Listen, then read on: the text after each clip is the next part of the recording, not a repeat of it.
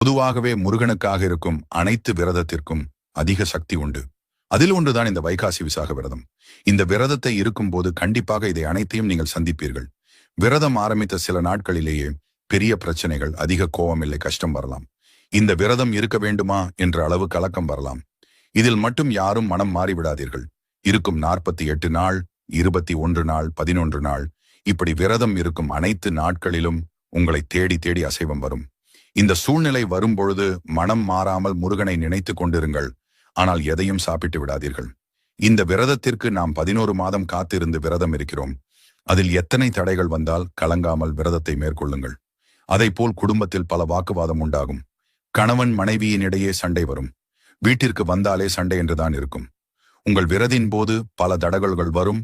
இதை எதையும் நினைத்து சோர்ந்து போகாமல் முருகா முருகா நீயே எனக்கு துணை என்று நினைத்து விரதத்தை கடைபிடியுங்கள். இந்த விரதம்